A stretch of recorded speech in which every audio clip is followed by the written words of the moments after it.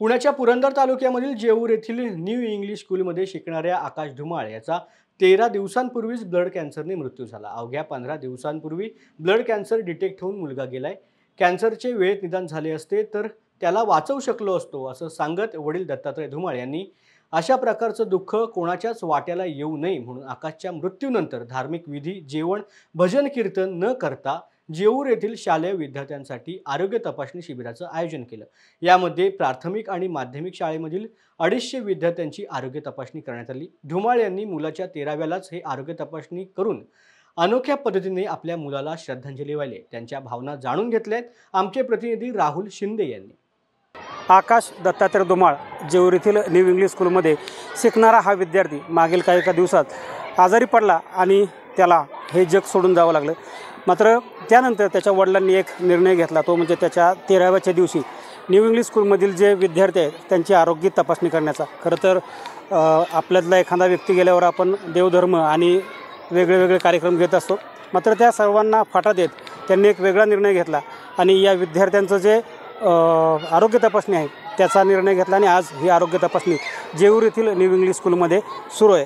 आकाशचे वडील दत्तात्रय धुमाळ हे आपल्याबरोबर आहेत। काय सांगाल? खरं तर आपण पाहिलं की लोक दुःखात असतात, मात्र तुम्ही दुःखात जरी असला तरी समाजसेवेची आवड तुम्हाला दिसते किंवा काहीतरी आपली जबाबदारी आहे, कुठंतरी आपण आपल्या मुलाबाबतीत चुकलो, इतरांच्या बाबतीत होऊ नये ही काळजी तुमच्यामध्ये दिसून येते। काय सांगाल? माझा मुलगा वय वर्ष 14 हा आज 13 दिवसापूर्वी या न्यू इंग्लिश स्कूल विद्यालयातील सर्व विद्यार्थ्यांना, मला, माझ्या कुटुंबाला आणि या गावातील सर्व ग्रामस्थांना तो सोडून गेलेले आज 13 दिवस झाले। 13 दिवसाच्या अगोदर त्याला 15 दिवसापूर्वी ब्लड कॅन्सर हा आजार त्याला जडला होता। त्याचं स्पीड एवढं होतं की तो 16-17 दिवसामध्ये आपल्या सर्वांना उपचाराच्या दरम्यान तो सोडून गेला।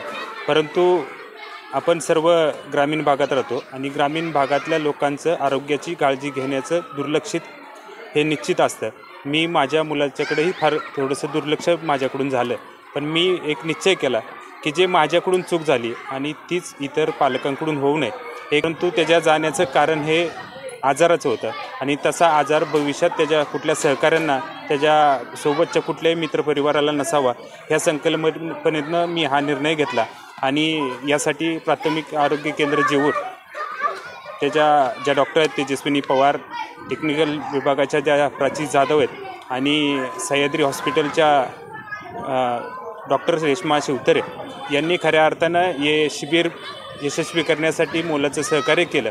ह्या विद्यार्थ्यांचं आरोग्य हे सुजलम सुफलम व्हावं आणि त्यांना कुठलीही पुढच्या भविष्यकाळामध्ये कुठलाही त्रास नसावा, हेच माझे एक या निमित्तानं आकाशच्या भावपूर्ण श्रद्धांजलीच्या निमित्तानं मी एवढंच छोट्याखानी काम करू शकतो।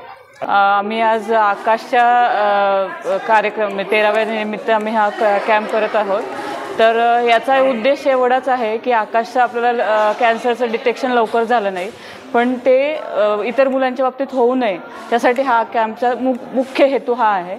आणि तसंच आपल्याला ह्या किशोरवयीन मुलांमध्ये महत्त्वाचं म्हणजे त्यांची उंची वाढणे न वाढणे किंवा ज्या किरकोळ गोष्टी असतात त्या आपण लक्ष देत नाही, दुर्लक्ष करतो, पण हे दुर्लक्ष न करता त्यांच्या CBC तसेच वजन, उंची ह्या गोष्टीकडे आपलं आणि त्यांचा म्हणजे ग्रोथ कशी होती हे लक्ष घेणं गरजेचं आहे। तर पालकांनी याच्यासाठी त्यांच्याकडे दुर्लक्ष न करता, छोट्या गोष्टींकडे पण दुर्लक्ष न करता त्यांच्याकडे लक्ष देऊन ॲटलिस्ट त्यांचं म्हणणं ऐकून घेऊन जर तपासण्या केल्या, तपासण्यांना हार्डली थोडेसे पैसे जातात, पण त्याच्याकडे दुर्लक्ष न करता आपण ते केलं पाहिजे, जेणेकरून आपल्याला म्हणजे जो मोठा धोका आहे तो छोट्यात टाळला जातो। पण आमच्या बाबत ते झालं, आमच्या आकाशच्या बाबत ते झालं, ते आम्हाला पण असंच वाटलं की सुरुवातीला एक थोडंसं त्याला ताप थंडी आला, त्याच्यामुळं तर आम्ही डॉक्टरकडे नेलं, पण त्याच्यानंतर त्याला घरी आणलं। घरी आल्यानंतर आम्हाला कधी वाटलं नसेल